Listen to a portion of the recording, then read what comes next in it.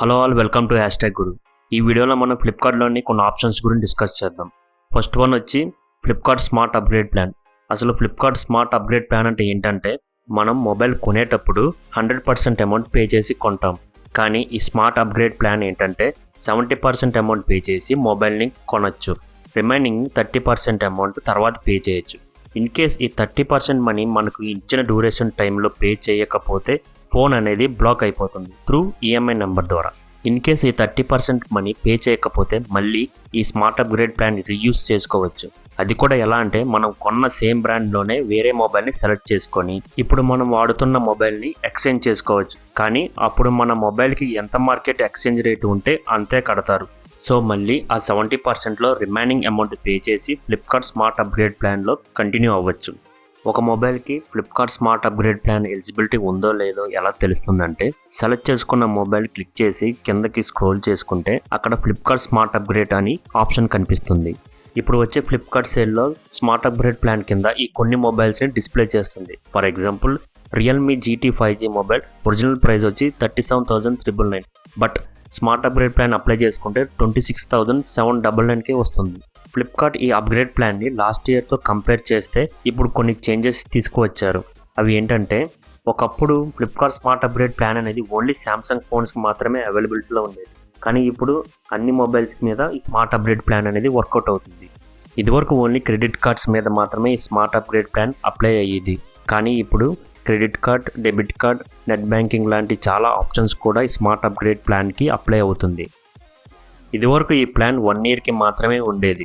కానీ ఇప్పుడు ఈ ఆఫర్ 12 months, 18 months, 24 monthsకి కూడా డ్యూరేషన్ పెట్టుకోవచ్చు. ఈ ఫ్లిప్కార్ట్ స్మార్ట్ అప్గ్రేడ్ ప్లాన్కి అప్లై చేసేటప్పుడు మనం పాన్ కార్డ్, ఆధార్ కార్డ్తో KYC చేయాల్సి ఉంటుంది. సెకండ్ వన్ వచ్చి Flipkart EMI option. Flipkart EMI అంటే Flipkart some amount of loan provide చేస్తుంది. దాన్ని మనం 3 months నుంచి 36 months వరకు ఈఎంఐలో మంత్లీ పే చేసే ఆప్షన్ ఉన్నాయి. మంత్స్ పెరిగే కొద్దీ ఇంట్రెస్ట్ పెరుగుతుంది. ఫర్ ఎగ్జాంపుల్ 12 months లోపు మనం పే చేసుకుంటే 22% అని, 12 months అబోవ్ పే చేసుకుంటే 26% ఇంట్రెస్ట్ పడుతుంది.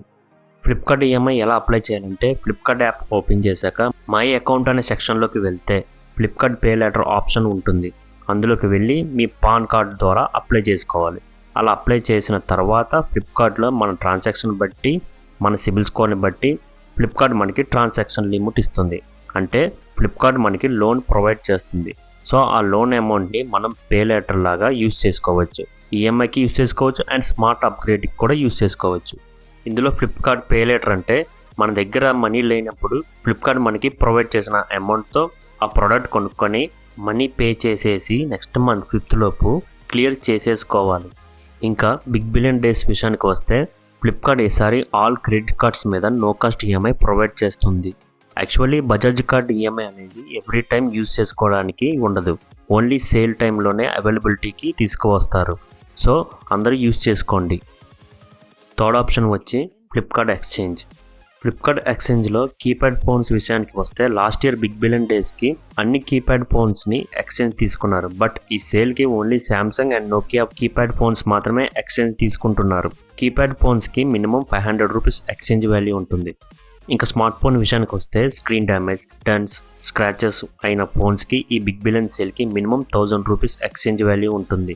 ఒకవేళ మీ ఫోన్ గుడ్ కండిషన్లో ఉండి like screen damage, dents, scratches లేకుండా ఉన్న ఏ మొబైల్కి అయినా మినిమం 2000 రూపీస్ ఎక్స్చేంజ్ వాల్యూ ఉంటుంది.